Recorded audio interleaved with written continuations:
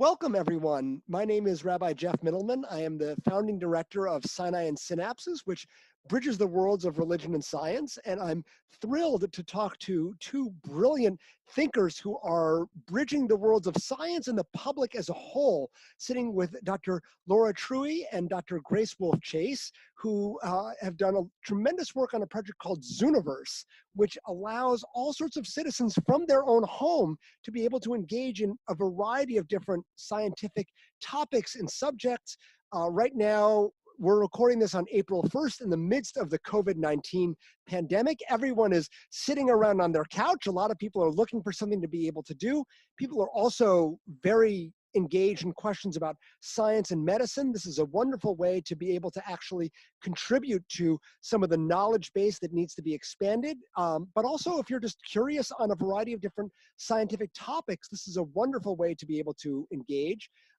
So I actually want to turn it over to Dr. Trouille here, to Laura, to share a little bit about what Zooniverse is, how it arose, what people can do, to let people know about what this is and how exciting it is. So Laura, I'm going to turn it over to you, and I know that you've got some slides to be able to share in a few minutes, so I'm going to turn this over to you.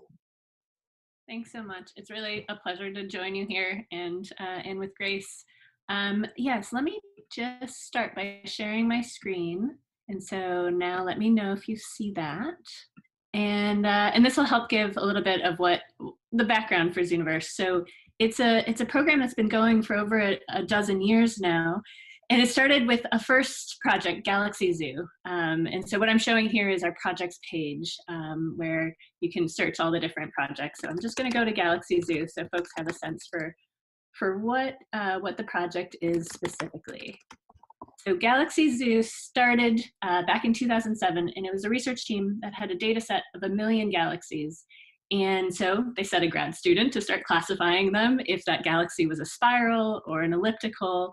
And it was just going to be a tremendously long project, more than their professional lifetimes, just to classify these images, let alone actually dive into the research of how do galaxies change over time, how were they formed. So thanks so much for having us today. It's really a pleasure to join you. And so Zooniverse in general, it's the world's largest platform for online citizen science. There are 2 million people around the world who participate in over 100 different projects, from identifying planets around distant stars, to transcribing handwritten historical documents, to marking the structures of cells for cancer research, to tagging animals in images from across the Serengeti Desert.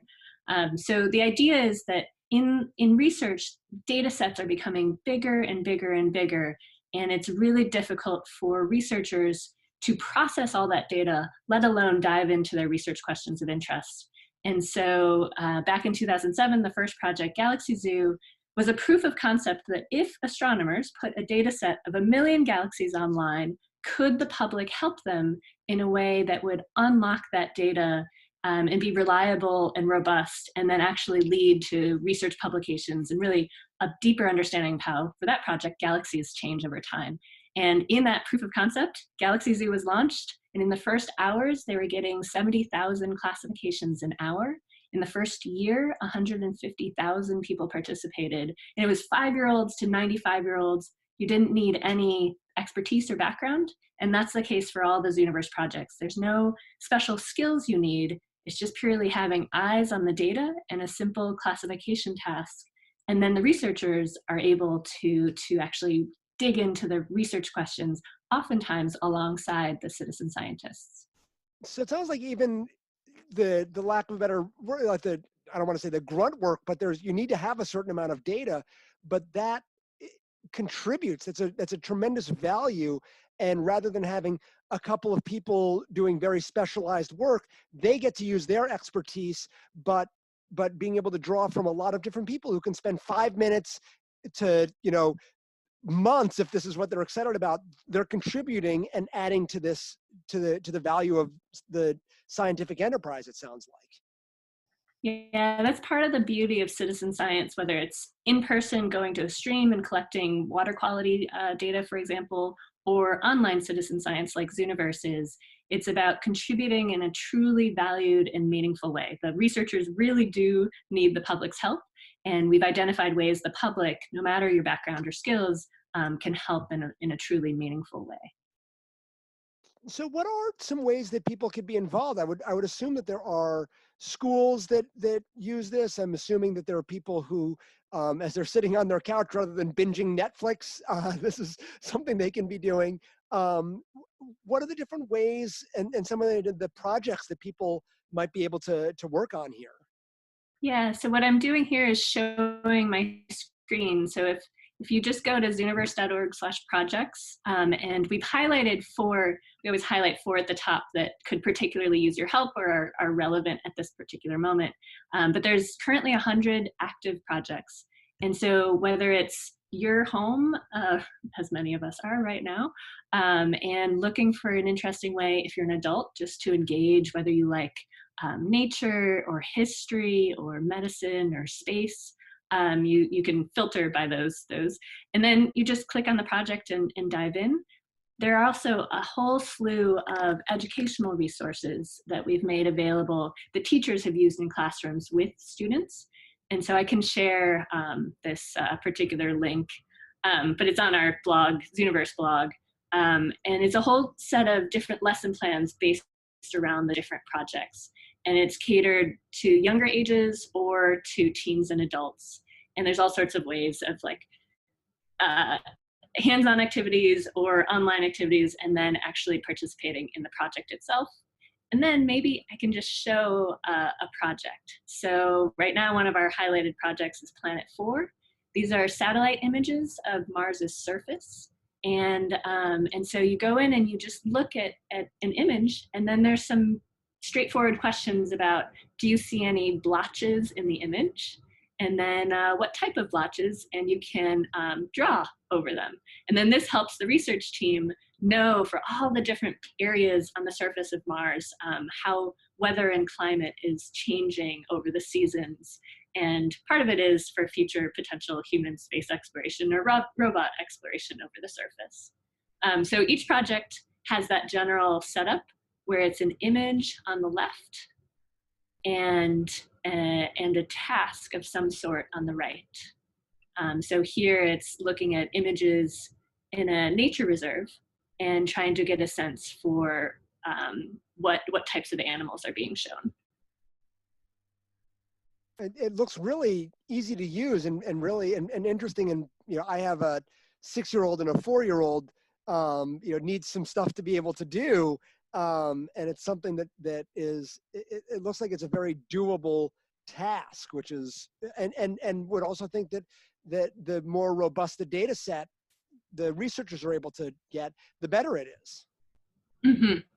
Yeah, in every image, something that often comes up as a question is, what if I make a mistake? And so there, it's something in all the project tutorials, it talks about how every image is looked at by multiple people. In the case of these snapshot projects, it's 25 people look at every image. And so if 24 out of 25 say, oh, that's I actually don't know what type of animal this particular one is, but that's a thing, then the research team can be confident in that particular result.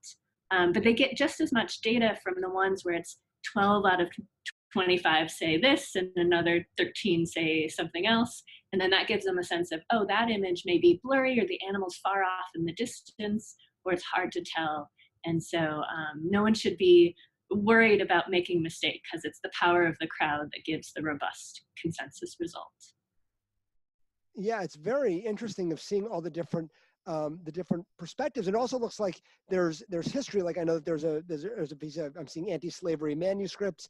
If I'm remembering, there was also some stuff from historical elements. I'd love to actually bring in Grace for a minute, because I think one of the interesting things that I happened to see was there are some pieces that are sort of historical, religious, and one thing that we talk about in Sinai and Synapses, I know you're also involved with the Clergy Letter Project from Michael Zimmerman. There's this false distinction that religion and science are in conflict with each other. This is actually potentially a really wonderful way for religious communities to advance science, and not just biology and and physics, but if there are churches that are fighting justice, anti-slavery manuscripts are looking historically. There's tremendous value that synagogues and church groups could also be involved. That also can help say, wait a second, religious people can help advance the cause of science as well. So I'd love to hear your thoughts on that. Oh, absolutely. Thank you, Jeff. I've been involved in science and religion dialogue for over 20 years now, and I think that this is one of the most important things for society, to build bridges between different communities and show people that science and religion do not have to be at loggerheads at all. And so you're right. Zooniverse can be used in churches, in synagogues. It's being used right now by at least one seminary who are using various Zooniverse projects in their Science for Seminaries program. And I think that there are a lot of reasons why religious audiences in particular might want to participate. So Laura would tell you that the number one motivation that people express to us why they participate is to feel like they're making a difference in research, like they're making a positive contribution. Well, I think that there are some additional reasons, especially for communities of faith and interfaith communities. And I'd like to share a brief story about my friend, Brother Guy Consolmagno, who's director of the Vatican Observatory. And he loves to tell a story about his time working in Kenya when he was working with the Peace Corps and how he taught astronomy there.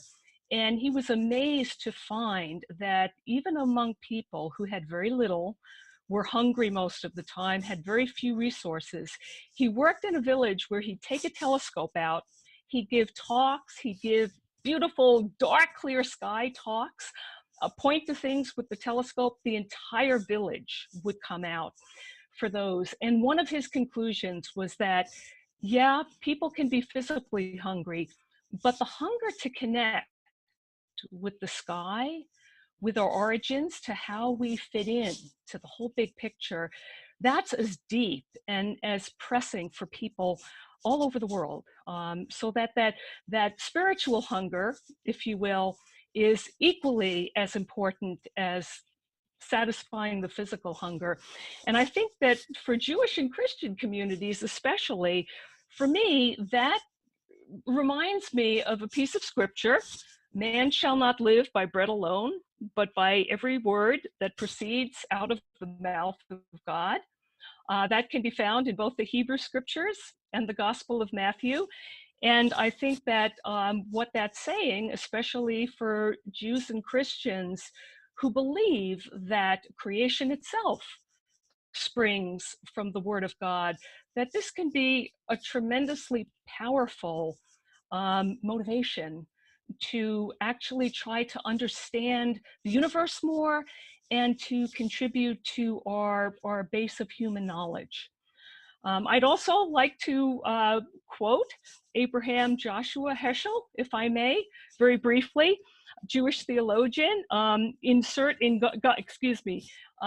his book, God in Search of Man, A Philosophy of Judaism, he writes, "The surest way to suppress our ability to understand the meaning of God and the importance of worship is to take things for granted. Indifference to the sublime wonder of living is the root of sin. Our goal should be to live life in radical amazement." Well, I suggest that looking at some of these incredible images and participating with the researchers in some of these projects is a great way to live in that radical amazement. Absolutely. And you bring up an important point that a lot of communities are dealing with right now. As I mentioned, we're recording this on April 1st. And so the Jewish community and the Christian community, and in fact, the Muslim community, are all going to be dealing with major holidays that are not going to be observed in the way they've ever been observed before. Yeah. There's a lot of isolation that happens, and because people are hungering for a sense of community and connection. And it sounds like what Zooniverse is able to do is be part of something larger than yourself, to be connected to a sense of community that you may not necessarily be with physically in this kind of way, But to be able to add your voice, to add your contribution to a larger communal effort. I'm curious also, are there ways as people get involved in this project to talk offline, or any relationships that come up, or are people able to ask, they talk to the researchers, or build connections that are happening through all this research that's happening? So Laura could share her screen with you, but each project comes with a talk facility. Laura, do you want to take this part of the explanation, or you want me to continue? Sure, yes, I can. So what I'm sharing on my screen is, here's a Planet Hunters project, which is looking for planets around distant stars. And it's data from a satellite where you're looking at stars and looking for dips. And so each project has this talk discussion forum. And part of the commitment when the research team puts their data online and invites the public to work alongside them is to be very present and responsive within the discussion forum. And you can see that there's been over 2,000 participants and tens of thousands of posts. And it's about, sometimes it's, as somebody is classifying, they see something unusual in this, for this data set, it's a particular light curve has something weird in it. And so they just flag it and say, hey, what's going on? But a lot of the conversations, especially now, but always has been the case, are just about who you are as a person and what you're interested in, and what you're finding in this community, and seeing a reflection of yourself in those around you. And so whether that's in person or here in an online community, I know people are really hungry for that connection right now. And so part of what we've really, one of our big goals is just to make an extremely welcoming and supportive online space for people. And our moderators, so volunteers who serve as moderators within these discussion forums, and then the research team members themselves, are very thoughtful about that, and being welcoming and supportive and empathetic. I mean, it sounds like it's an incredible project here, and what's exciting to me is the ability to be able to add to the base of science, because science has become so specialized, and translating it's been hard to translate complicated esoteric scientific topics into ways that lay people can understand, because there's a lot of speciality that happens. And so the New York Times headline, even the New York Times article, has to be really, really simplified. And people go, that's interesting, and maybe they share the interesting article in social media. This sounds like it's a real opportunity to bring something of value, and I'm so excited and impressed by this work. So, And okay. along those lines, part of the magic, or part of what we think helps Zooniverse work and has engaged these 2 million people and hundreds of researchers, is that from the start it's been a marriage between the Adler Planetarium in Chicago, with our expertise and all the staff we have who know deeply how to engage the public in science, and then the University of Oxford and their expertise in data and research, and sort of the reputation within the research community. So it's been Adler and Oxford, and then a lot with the University of Minnesota as well, alongside those partnerships with the 100 different research teams leading the 100 different research projects that are available. Yeah, I mean, it sounds like it's growing and growing and growing, and if people want to be involved, they just go to zooniverse.org, correct? That's where. And yes. And then social media. It's the _Zooniverse, but just search in Twitter Zooniverse, or on Facebook for Zooniverse, and we'll be there. Terrific. Are there other last thoughts or comments that you want to make sure that everyone knows about this? Yeah, Grace wants to say something. So. Yeah, so Jeff, I don't know how easy it is to share this in this interview, but I would like to give you my email address in case any of your audiences are interested in helping us out with a project that Laura and I are both engaged in right now, and that's specifically to bring communities of faith and interfaith communities into doing citizen science with Zooniverse in two ways. We're interested in hearing from people who would be willing to help us prototype using Zooniverse in different venues, like in churches and synagogues, at I want to say summer camps. Maybe they're virtual this year, I don't know. But in those different types of environments, and also if anyone, yourself included, is sitting on a large digitized data set, whether these are church records or some kind of historical records, or even whether you're involved in an interfaith, say, environmental project, and you think that you might have a project that could lend itself to Zooniverse, we can actually conduct a zoo builder workshop, because it's possible to build your own Zooniverse project. No, I think there are a lot of houses of worship that probably have a lot of records and they don't know what's there. And I think what's interesting about all data is that the more data you can have, the more interpretations you can bring in, the more you can see connections. You don't know what the data is going to ultimately bear out, but you need to be able to have it. And what could be interesting of the different elements that people are able to bring in. So I want to thank both of you for your time here and for this incredible project. I strongly encourage everyone to be involved. It sounds like it's a very doable project. It's something that some people may have a lot more time than others, depending on time right now, but